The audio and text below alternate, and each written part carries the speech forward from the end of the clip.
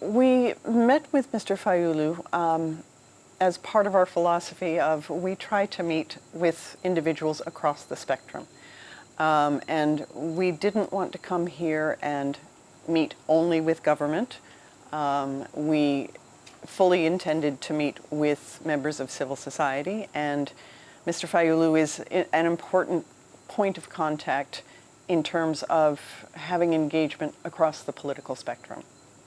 He has lots of thoughts and ideas about the way forward for this country.